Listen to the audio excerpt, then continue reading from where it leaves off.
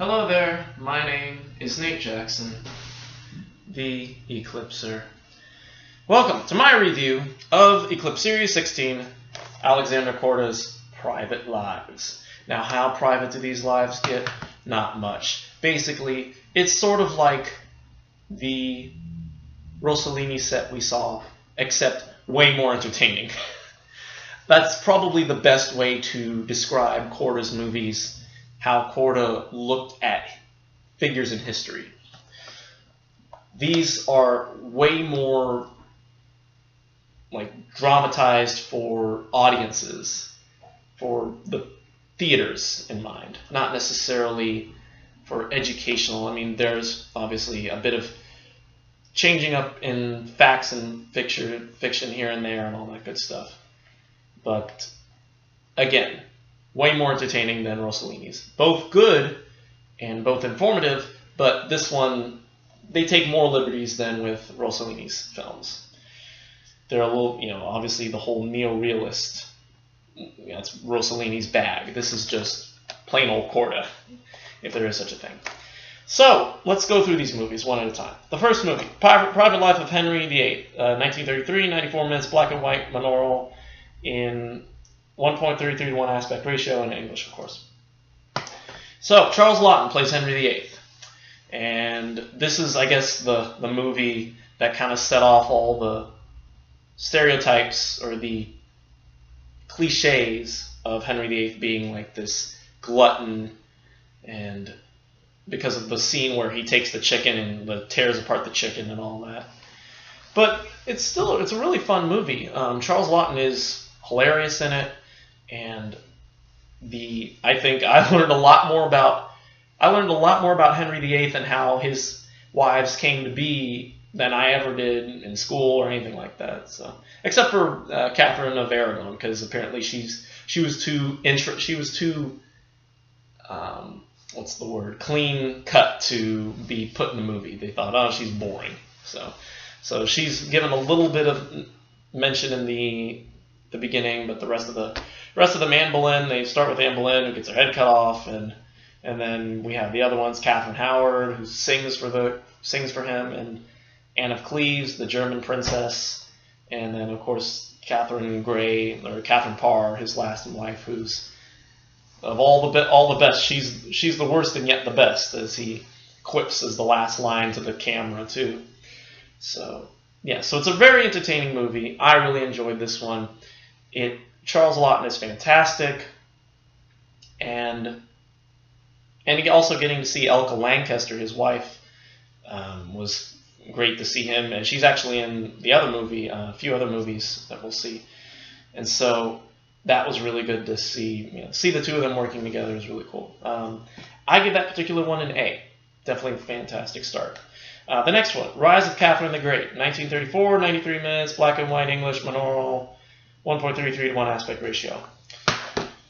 This one, a little less on the entertaining side, way more dramatic, definitely not as funny. It stars Douglas Fairbanks Jr. as the Tsar, Peter, and I don't remember who. Gosh, I'm blanking out on who played Catherine the Great herself. But it basically focuses on Catherine as young Catherine, and how they end up falling for each other, and their marriage was really turbulent because of Peter's mental condition, and how much they kind of ended up flirting with other people while they were together, and they didn't have the greatest relationship. So it's definitely a little more serious, a little more dramatic, and Elizabeth Bergner, who plays her, she reminds me a lot of Carole Lombard in many ways, and so she's great in it. The acting's great. Korda tells the story very well, and the ending is quite tragic. But to see how even though she's the empress in the end, nothing really matters because of Peter's death. They kill Peter even though she doesn't want a hair touched on him and all that. So was it worth it? Maybe at the end she has to rethink her decision was the right one. So yeah, it wasn't. So yeah, again, it wasn't the most interesting of them all, but it was still a good film, just not as entertaining and a little confusing at times because of just how the storyline played out.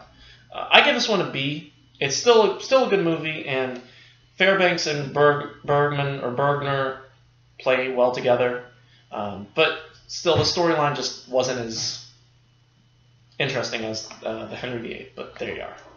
Third one, Private Life of Don Juan. 1934, 87 minutes, black and white, monaural, English, and 1.331 aspect ratio. So this one, a little funnier, definitely a bit more lighthearted than the last one. This one stars Douglas Fairbanks as the legendary Don Juan, and it is apparently his last film role. And he's a lot older, and he still seducing the women. However, there's this younger man named Rodolfo, I think, or Rodrigo, and he admires Don Juan, and he does everything in his power to be just like him, to the point where he ends up pretending he's Don Juan and seducing women. And when he meets one woman, her husband comes home and ends up murdering him. And they think, so the rest of the town finds out, and they think that Don Juan's dead. And Don Juan takes advantage of this to kind of, basically go around freely without people knowing who he is. However, he kind of ends up regretting it, and people start, talking about him. And when he finally decides to reveal himself, nobody believes him. And yeah, it's a little. That's definitely a really interesting storyline. But in the end, someone does believe him, and again, the ending was, I think that was the weakest part of the movie. It seemed like it kind of wrapped up the storyline a little too quickly. Although, he found the one for him, so maybe that's all we need to know. So yeah, that's basically all I have to say about the one. Again, a very funny. Douglas Fairbanks is fantastic, and it's great to see Douglas Fairbanks and Douglas Fairbanks Jr. together in the same set. So that's a really cool aspect of it. Again, the ending, I wasn't too crazy about the ending, so I'm going to give this one an A-. It's still a really good film, and the humor in it is not to be missed, for lack of a better term. And yeah, so that's that. The final movie we'll talk about is Rembrandt. It's 1936, 84 minutes, black and white, monaural, English, and 1.331 aspect ratio. Again, we have Charles Laughton in the title role as Rembrandt Van something or other. I forgot his last name. Van Legend or something. Oh gosh, I forgot his name, and I can't seem to find it here. What was his last name? 1936. I'm looking it up as we speak. Rembrandt Van Regen. Close enough. So Charles Laughton, yeah, he's always quoting the Rembrandt, always quoting the Bible, doing painting, and he ends up, he ends up falling in love with this maid who's played by Elka Lancaster, who becomes his wife or his lover, as well as his broker, or his the woman who tries to sell his work and all that and make money. And she ends up dying of, I think, the plague or something, or dying of some kind of heart attack. And so the last bit of his life was I guess he kind of lived in obscurity because nobody really knew who he was. And the film ends with him kind of painting self-portraits. And because, to quote the Bible, Eclipse, vanity of vanities, all is vanity, So yeah, again, Laughton is fantastic, especially when he quotes Psalm 23. That's probably the most fantastic bit of the movie, is hearing him. Anytime Laughton gets to make a long speech, that's when you just gotta sit there and listen. You gotta sit up and listen, because his oratory skills are second to none. And yeah, that's all I have for that one. Again, a great movie, definitely a fantastic way to end the set. I give this an A. So overall, overall this movie, I say the set gets an A- overall.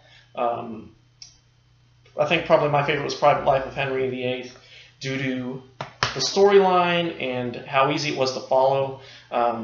And again, Lawton, you get great stars in the form of Lawton.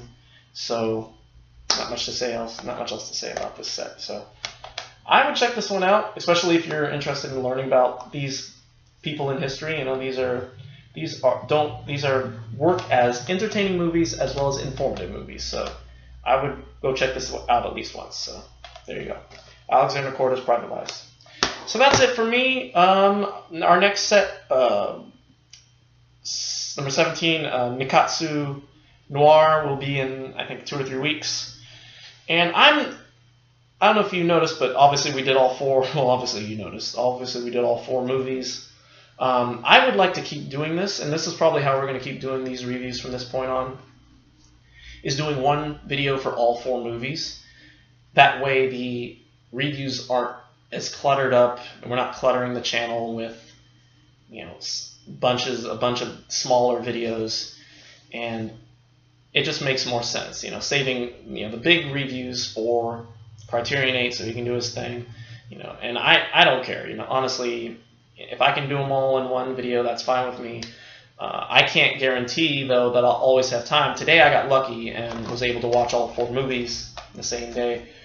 For our next review, depending on how long the movies are and how much time I have, we may need to schedule it so that if I do them all in one day, it may not be for a while, or I may need to do them separate days and you won't see a review from me until I get them all done. So we shall see how it goes. Again, I haven't looked up too much about how long the next series is. I know there's 5 movies, so doing 5 movies in one day is probably not going to happen, but you never know with my schedule. So anyway, that's all I have for you today. Thank you all for watching, and we will see you all in a few weeks for the next series, Nikatsu Noir. And until then, goodbye.